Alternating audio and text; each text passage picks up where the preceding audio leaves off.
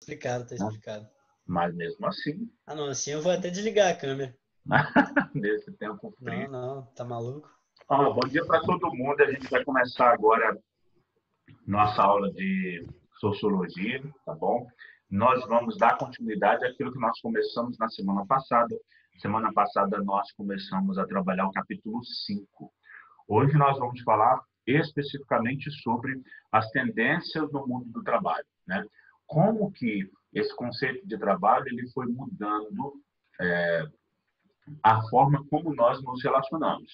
Então, na aula passada, nós vimos como o conceito de trabalho foi se transformando ao longo da história da humanidade, né? Como ele foi mudando de conceito, né? Então, nós víamos lá na aula anterior que o trabalho, o labor, significa, né, na raiz do termo, sofrimento. Quando vocês começarem a trabalhar, vocês vão ver isso. Que o trabalho significa sofrimento, que o ideal seria que nós, para sofrermos menos, trabalhássemos com aquilo que mais gostávamos. E aí nós fomos vendo como o trabalho ele foi sendo transformado, né, ressignificado ao longo da história da humanidade. Hoje nós vamos ver como este conceito de trabalho ele vai influenciando e transformando o modo como nós nos relacionamos, tá? Então, parece ser a mesma coisa, mas não é. Hoje a gente vai falar muito a respeito das contribuições marxistas a respeito do conceito de trabalho, né? Como Marx vai contribuir aí para esse conceito de trabalho. Então, é mais uma oportunidade da gente aprofundar aquilo que já tínhamos visto a respeito de Marx. Eu vou pedir o seguinte, para que todos que estão presentes na sala digitem nome e digitem o nome e o presente lá no bate-papo. Assim, depois eu só copio e colo para fazer a chamada. Eu não preciso ficar aqui olhando, conferindo o nome e etc. Tá? Então, coloca nome, presente, se puder colocar ali como a Ana Clara. Ana Clara Moreira, primeiro A. Então, aí é mais simples, porque aí eu vou diferenciando as turmas, tá? Repetindo para a galera que está dormindo. Coloca o nome e presente lá no chat, lá no bate-papo, para que depois eu copie e faça a chamada. Professor, eu não coloquei, eu estava dormindo na hora que você pediu. Babau, perdeu. Tchau, falta. Vamos lá. Vamos continuar. Então, hoje, como disse, nós vamos falar sobre as contribuições de Marx sobre o conceito de trabalho, né? Para o conceito de trabalho. Para quem está acompanhando aí, a nossa aula vai estar na página 207 e 208 do livro de vocês. Vejam, quando Marx vai pensar, não é, a relação do trabalho, antes disso, gente, se tem alguma dúvida, se ficou alguma coisa pendente da aula passada, se você ficou com algum questionamento sobre a aula passada, você pode parar, pode usar o telefone, pode usar o microfone, me chama, me pergunta e a gente vai conversando, tá? Eu vou pedir para que, se alguém colocar alguma pergunta ali no chat, que alguém me avise. Às vezes, vocês digitam as perguntas e eu não vejo porque eu estou aqui animado com a aula. Ó, Qual página que você falou que é? 207 e 208. Beleza, obrigado. Tá? Aí, tendências do mundo do trabalho. Karl Marx e a divisão social do trabalho. Aí, depois, na 208, especialização do trabalho sobre a ótica marxista. Então, vê, qual que é a contribuição de Marx, né, sobre o trabalho? Vamos ver se eu acho que a gente não consegue terminar hoje, não, mas vamos lá. Quer dizer, a partir de Marx a gente consegue terminar. Vai ficar faltando só a contribuição de Durkheim para a aula que vem. Mas, enfim. Quando a gente pensa o trabalho sob a ótica marxista, a gente precisa já falar a respeito de um tema que talvez, quando nós trabalhamos Marx, ainda lá nas aulas presenciais, não tenha ficado muito claro. Para Marx, toda a sociedade vai se relacionando a partir do materialismo histórico. É muito importante que vocês se atentem para esse termo. Materialismo histórico. O que é o materialismo histórico? E por que isso é importante? Né? Sempre, na grande maioria das questões de vestibular sobre Marx, vocês vão ver esse termo, né? Porque ele vai estando ali no centro da teoria marxista. Vejam, o que é esse materialismo histórico e por que ele influencia no estudo sobre a concepção de trabalho, né, de Marx? O Marx acredita que todos nós nos relacionamos a partir dessa nossa capacidade de supervalorizarmos a matéria. Então, tudo aquilo que nós fazemos, ou todas as vezes que nos comunicamos, todas as vezes que nos relacionamos, e toda a nossa existência, enfim, ela vai se dando, ela vai se complementando a partir da matéria, a partir daquilo que nós temos, né? Então, essa supervalorização do material, da matéria, ela vai fazendo com que, ao longo da história, o ser humano vá se desenvolvendo, né, a partir desta capacidade de relacionar-se, não a partir daquilo que somos, mas a partir daquilo que temos. Isso é fundamental pensar, né, entender, e diz respeito também àquilo que nós falávamos lá no capítulo 4, né? Quando nós trabalhávamos, comentávamos a respeito da sociedade dos indivíduos, do narcisismo, do individualismo e, consequentemente, do consumismo, né? Quando Marx fala a respeito dessa capacidade dialética do homem de se relacionar a partir deste materialismo histórico, ele está falando que nós nos relacionamos, repetindo, né? Não a partir do que somos, mas a partir do que temos. O que temos vai ser nosso carro-chefe na linha, no modo de nos relacionarmos. Isso é extremamente preocupante. Por que é preocupante, né? Porque ao longo dos séculos parece que nós fomos mesmo supervalorizando sempre aquilo que tínhamos, né? Isso passa a ser preocupante a partir do momento que a gente pensa, e quem não tem, nada é, né? Se a lógica dos relacionamentos, e não só, né, quando Marx fala a respeito desse materialismo histórico, essa lógica não está apenas no relacionamento, essa lógica está em tudo. Se essa é a lógica, se esse é o modo, e quem nada tem, né?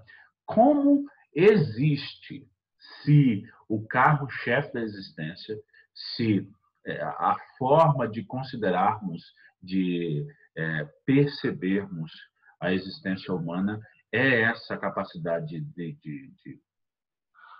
do material mesmo, da apreensão desses materiais, e quem nada tem, né? Como vai sendo até contabilizado mesmo. Então, essa é a primeira coisa. O materialismo histórico é a forma como Marx vai entendendo a evolução da história humana, que vai sendo estabelecida não a partir daquilo que os homens são, mas a partir daquilo que os homens têm, possuem, conseguem aprender e por aí vai. Nesse sentido, né, ao longo dos tempos, a forma como nós fomos, né, trabalhando, ela foi mudando de acordo com essa perspectiva. Se antes aqueles seres primitivos, homens primeiros deste nosso mundo, Brasil, né, trabalhavam a partir das necessidades, ou para suprir as necessidades, né, pensemos, por que o índio é considerado vagabundo, né? Por que o índio é vagabundo? Por que o índio é preguiçoso? Porque a lógica de trabalho desse povo nativo, né, desses primeiros que aqui estavam, era justamente contrária àquela lógica do tudo possuir, desse processo de aceleração mesmo, né, da vida a partir das obrigações trabalhistas. Então, se trabalhava, vivia-se ali a partir das necessidades e não a partir da lógica mercantilista. Aí a gente já se recorda, né, daquilo que revisaremos, porque já estudamos, daqueles tipos de solidariedade que vimos lá no Emile Durkheim, lembram? A solidariedade mecânica, a solidariedade orgânica, né? Nessas comunidades primitivas, as coisas aconteciam mecanicamente. Não mecanicamente no sentido de que possuíam máquinas, é claro, mas no sentido de viver a partir da necessidade e não a partir da obrigatoriedade mercantilista do trabalho. Quando aqueles colonizadores, né? Quando esses usurpadores, melhor dizendo, chegam a essa terra, a mudança na lógica, né? Não de trabalho apenas, por isso que é tão importante pensar o conceito de trabalho, né? E como o trabalho vai sendo diferenciado nas sociedades, né? A partir do momento que aquela rotina, a rotina daqueles nativos, ela vai mudando, né? Muda-se não a forma como eles consideravam o trabalho, mas muda a forma que eles vão sendo considerados gente, a forma como eles vão sendo vistos como humanos, né? Então, toda aquela ideia que já estava estabelecida na Europa, né? Quando trazida para o Brasil por esses invasores mesmo, quando trazida para o Brasil por esses invasores, ditos colonizadores, ela muda não a forma como os índios pensavam o trabalho, né? Nem se tinha a necessidade, aliás, de problematizar esse termo, né? Mas com a vinda desses colonizadores e com a mudança na perspectiva de vida dessas comunidades primitivas, né, muda-se, e é por isso que o trabalho é tão importante, muda-se não apenas, como disse, a forma como esses povos trabalham, mas a forma como esses povos vão sendo compreendidos, vistos como gente, certo? Nesse sentido, um outro conceito importante em Marx, para que vocês anotem ou relembrem, né, para depois não dizer, não tem nada anotado no meu caderno, o professor não deu nada. Enfim, o primeiro foi materialismo histórico, e nós definimos. O segundo, então, é essa forma de relacionamento entre esses seres, né? Então, a gente vai recordar aquilo que já vimos em Marx, né? Em Marx, essa relação do trabalho ela vai se dar sempre a partir daquele que possui a sua força de trabalho e vende essa força de trabalho, né? Então, a galera que vende sua força de trabalho, né? Quem é essa galera que vende essa força de trabalho? Os trabalhadores. Eu vendo aquilo que eu sei fazer, né? Então, este é um grupo. E, do outro lado, de outro modo, tem uma outra galera que possui os meios de produção. Quem é essa galera que possui esses meios de produção? A burguesia, os patrões, certo? Então, para Marx, o trabalho vai sendo, né, ao passo que as sociedades vão entrando naquele período, né, de revolução industrial, para Marx, essas relações de trabalho, ela vai se dando, né? Essa relação vai se dando sempre a partir dessa lógica, ou a partir desses grupos, de quem tem a força de trabalho para oferecer e vender, né? E de quem tem os meios de produção e que precisa dessa força de trabalho. Então, aí o Marx já traz um problema, ou já pensa, né? Já chama atenção para um problema. Essas relações, a partir de burguesia e proletariado, que já deve estar claro para vocês o que significa burguesia e o que significa proletariado. Se não, pergunta aí para o tio Ed. Qual o problema aqui nesta relação entre burguesia e proletariado, empregados e trabalhadores? A relação que vai se dando, né, nesse contexto, ela não vai ser estabelecida a partir de nada além da relação de poder. Então, essa relação de patrão-empregado é sempre uma relação de poder. Professor, qual o problema disso, né? Ora, o problema está quando esta classe dominante, essa classe que domina, essa classe que manda, né, a classe burguesa, não considera a classe que vai sendo mandada, né, não considera o proletariado a partir de sua dignidade, e sim de sua capacidade ou não de trabalhar. Não é? Se eu não tenho a força de trabalho para oferecer, se eu não tenho, se eu não tenho mais condições para trabalhar, como fica então a minha, como fica então a minha, esqueci. Como fica então ou onde fica então a minha dignidade, já que considerados são aqueles que têm a oferecer sua força de trabalho. E aqueles que não possuem condições mais, porque idosos ou doentes, e aqueles que não mais possuem condições de trabalho. Como é que fica essa discussão a respeito da dignidade? Nem fica, né? Nem existe.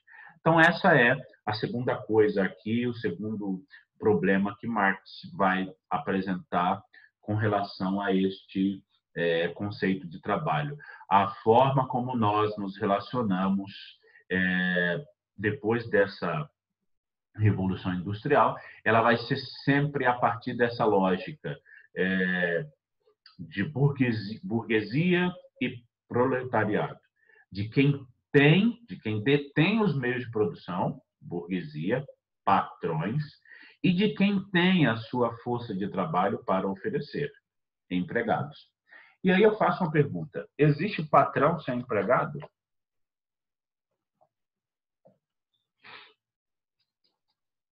Não, eu acho que não. Por que não? Qual foi a pergunta, professor? Foi mal. Tava dormindo, né? Deus tá vendo. Vou chamar a sua. Ah, não, é que o meu celular tocou e eu tive que ver. A pergunta é a Porque seguinte: não tem como ter um empregado sem patrão. existe patrão sem empregado? Problematizem. Acho que Por sim. que não? Por que não? Sim. Aí, eu não falei Porque não, um então não é comigo. patrão, tipo, Fala, o Maria patrão Luísa. precisa desse empregado para gerar renda. Ele não consegue fazer tudo sozinho. Ué, mas se eu tenho dinheiro, eu posso tudo fazer. Não? Para que eu preciso do empregado? Cada um, tipo, como que eu posso dizer? Uma força.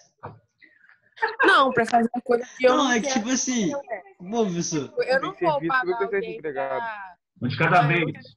Ah, daí eu vou Marcela. pagar alguém Repete, Marcelo. pra fazer as coisas que eu não quero fazer ou que eu não gosto de fazer. Se O a professor, pessoa não gosta de lavar a louça, ela vai pagar uma pessoa para lavar a louça para ela. Certo. É, tipo, eu não gosto de coisa. Aí eu pago alguém pra fazer pra mim. Eu emprego alguém pra fazer isso que eu não gosto. Beleza. o Ana professor, Clara. o patrão é proprietário ou chefe de um estabelecimento privado ou comercial. Então, se ele, tipo, é dono daquilo e ele trabalha sozinho, ele não tem funcionário, então não tem necessidade. Então, ele já é patrão e funcionário e trabalhador ao mesmo tempo, né? Vamos lá. O Diogo.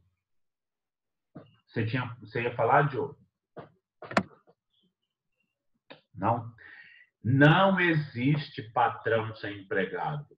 Não existe empregado sem patrão. É aí onde Marx quer chegar. Né? Essa relação entre burguesia e proletariado, ela deveria se dar, né? Essa relação entre patrão e empregado, ela deveria se dar a partir dessa complementaridade. Né? Esses dois se complementam, eles precisam um do outro. Embora eu seja rodado no dinheiro, cheio de dinheiro, ganhei na Mega Sena igual a Griselda, queria, inclusive, me escuta Deus. Ganhei na Mega Sena igual a Griselda lá. Griselda. Mesmo assim, eu preciso do proletariado, eu preciso do trabalhador. Né? A mesma coisa se dá com o trabalhador. Não importa ter a sua força de trabalho, saber fazer alguma coisa, se eu não tenho a quem vender essa força de trabalho. se eu não tenho o empregador, o patrão, aquele que vai comprar, que vai que vai comprar mesmo, que vai fazer a troca comigo dessa força de trabalho por um valor financeiro lá qualquer. Então, vejam, se nós compreendêssemos isso, essa discussão a respeito de... exemplo, dentro dessa lógica. Até quando o Brasil vai ficar nessa dicotomia de ou nós cuidamos da saúde ou nós cuidamos do emprego? Se nós permanecermos isolados, sem abrir o comércio, nós vamos falir. Mas o que a gente faz se o número de mortes já vai se aproximando ali dos 13 mil, 12 mil? Então, até quando a gente vai ficar nessa dicotomia, ou este ou aquele como importante, né? Quando a gente fala num período de emergência como o que nós estamos, essa coisa de chamar a atenção para ou essa capacidade, ou um risco, aliás. Esse risco de querer colocar uma coisa como superior, como mais importante que a outra, parece apenas atrapalhar. Eu preciso, contrário a isso, encontrar uma saída de complementaridade e não de supervalorização de um e desvalorização do outro, né? Então, quando a gente volta ali para a relação entre patrão e empregado, esses dois precisam se enxergar, né? Tanto o patrão para com o empregado para com o para com o patrão, numa relação de complemento, de complementaridade. E não, né,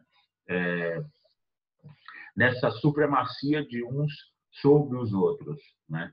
Todas as vezes que a gente faz ou que a gente volta a esse tipo de discussão, nós estamos condenados ao fracasso, porque é a relação de complementaridade. Eles se complementam, eles não se sobrepõem. Como assim se sobrepõem? Não existe um mais importante que o outro. Eles estão em pé de igualdade. Não adianta eu ter muito dinheiro e não ter empregados. É lógico que eu tenho, eu vou procurar outros. Já vai procurar outro empregado, certo? Professor, igual a Ana Clara falou, mas eu posso ter dinheiro e trabalhar para mim mesmo e trabalhar sozinho. Então, assim, você não é patrão, né, filho? Você é empregado mesmo. Vamos lá. Um empregadinho com mais dinheiro, mas é empregado. E aí, como, né, eu estava dizendo, Marx é que vai mudar, então, essa concepção de... trazer, aliás, essa concepção da relação, que sempre a relação que se dá no trabalho é essa relação de uns contra, não contra, mas uns sobre os outros. A relação de poder, ela vai estando presente nas relações trabalhistas. Isso atrapalha demais, porque quando eu observo o trabalho a partir dessa ótica do poder, eu entro nesse jogo de quem tem mais, quem apreende mais capital é superior àquele que tem menos. Mas o capital não substitui a força do trabalho. Professor, mas nós temos aí hoje já as máquinas que substituem o trabalhador, etc, etc. Aí, vamos entrar neste tema. Depois, com o avanço, né, do mundo do trabalho, das tecnologias, e mesmo decorrentes ali da Revolução Industrial, o trabalhador ele foi sendo forçado a desenvolver uma espécie de capacidade de especializar-se, né? Se antes eu tinha aquele artesão, não. Como é o nome do cara que faz móveis, ou que fazia antes? Não é madeireiro. Marceneiro. Carpinteiro. Marceneiro, carpinteiro, esses caras aí, que eu acho fantástica a obra deles, as obras, né? Eu gosto muito desse estilo rústico, de roça e etc. Sou velho, né, gente? Então, vamos lá. Se antes, esse cara que trabalhava ali com os móveis, marceneiro, carpinteiro, tem uma diferença, mas eu estou esquecido, era o mesmo carinha que tirava a madeira, né? Cortava a madeira, trazia para casa, trabalhava aquela madeira bruta, ia especificando o trabalho que ia ser feito com aquela determinada parte da madeira, até entregar o produto final. Hoje o que nós temos é o tempo inteiro e cada vez mais uma necessidade de especificação do trabalho. Como assim? Eu que vendo móveis, contrato uma empresa que já me entrega a madeira pronta para o trabalho, seja das máquinas ou dos artesãos. Então, tem alguém que vai com o caminhão, corta a madeira, alguém que coloca a madeira no caminhão, alguém que traz o caminhão com a madeira lá para um determinado espaço. Deste espaço, alguém que pega essa madeira bruta e trabalha previamente essa madeira para que ela seja entregue depois ao artesão e esse artesão modele determinada madeira. Depois de modelar, vai o outro, faz o acabamento. Depois vai o outro, faz a embalagem. Depois de embalar, vai o outro e entrega. Depois vai o outro e cobra o dinheiro. Depois vai o outro do setor de pós-venda. Então, essa necessidade de especializar-se muda completamente, novamente, né? Melhor dizendo, muda novamente a forma como nós vamos nos relacionando com essa ideia do trabalho. Por que muda novamente? Porque, vejam, ao longo dos séculos, ao longo dos tempos, o trabalho foi mudando de acordo com a evolução dos tempos. Na era tecnológica, nós vamos observando, né, que cada vez mais essas áreas, né, vão trabalhando com essas espécies de especialização, até o momento em que eu, dentro de uma fábrica, dentro de uma empresa de maior porte, sou responsável apenas por tirar a poeira daquele parafuso que vai ali na parte interna do botão, dentro daquela, enfim, certo? Então, a especialização vai sendo necessária neste nosso tempo tecnológico, onde as especificidades vão sendo cada vez mais valorizadas, certo? E aí, como é que tá? Ninguém tem dúvida, não?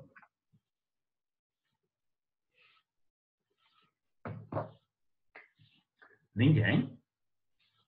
Acho que Por não. enquanto, não. Essa última parte que você falou sobre especialização, você pode repetir, por favor?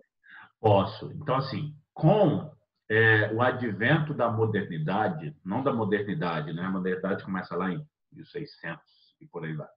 Com o advento do mundo tecnológico, melhor dizendo, nós vamos observando, né, uma necessidade deste trabalhador que antes só precisava vender a sua força de trabalho, e sua força de trabalho era completa, e eu dei o exemplo deste marceneiro, carpinteiro, né? Que antes o cara ia lá, cortava a árvore, trazia, fazia todo o trabalho, né? E hoje a gente vai tendo, primeiro que esse cara não é muito difícil que ele trabalhe agora sozinho, né? Ele vende a sua força de trabalho agora para uma empresa que vai especificando cada parte do processo, né? Para que este processo fique cada vez mais barato até e mais rápido para ela. Então, vejam como o trabalho ele foi mudando, saindo, né? Ali daquela concepção que nós dizíamos, que nós falávamos dos índios que faziam as coisas por necessidade, trabalhava-se a necessidade e não a capacidade de aglomeração de bens, né? Então, enfim, toda aquela vida dos índios e que foram sendo transformados a partir daqueles invasores colonizadores.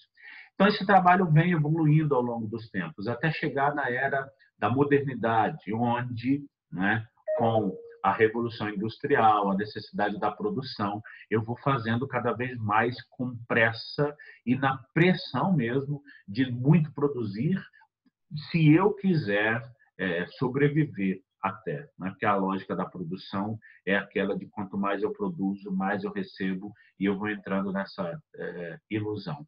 E aí, vejam, Até a gente chegar, né, até nós chegarmos nesse nosso tempo em que eu preciso o tempo inteiro me especializar em alguma coisa, né?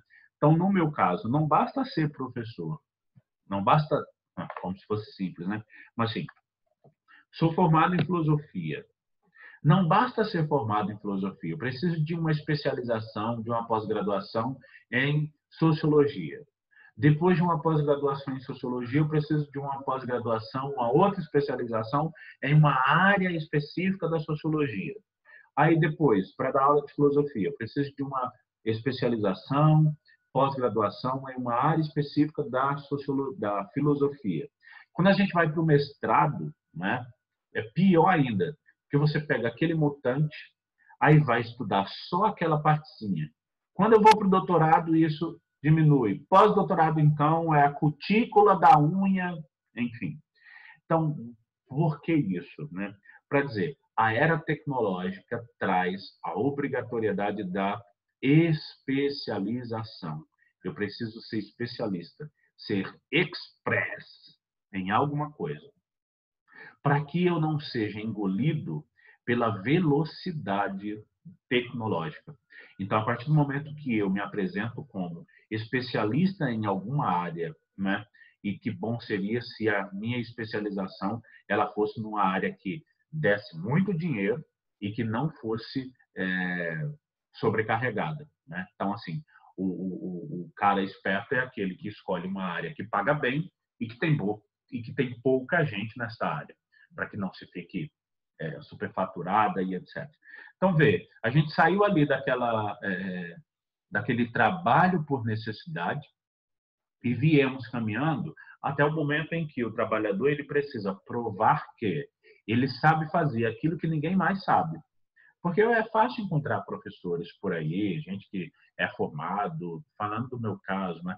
O madeireiro e tal. Quem que não sabe fazer uma cadeira? Só pegar quatro madeiras ali e colocar? Eu não sei, tá? É claro, naturalmente.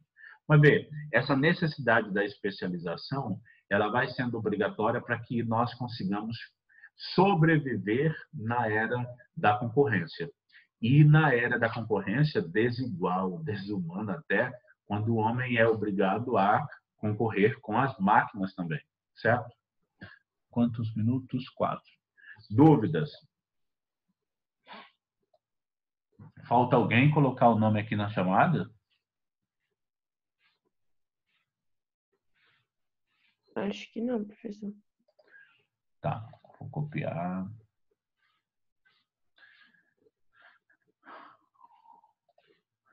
Ninguém tem dúvida não, gente? Professor, a Rebeca colocou o nome dela aí. Mas quem que é Rebeca, né? Rebeca.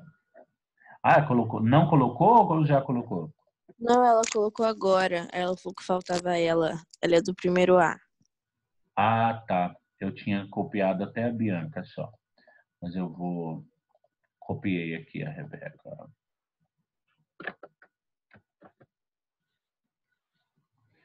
Beleza. Tranquilo? Então, ó, na próxima aula nós vamos concluir esse capítulo quando falarmos a respeito do Durkheim, do Fordismo e do Taylorismo.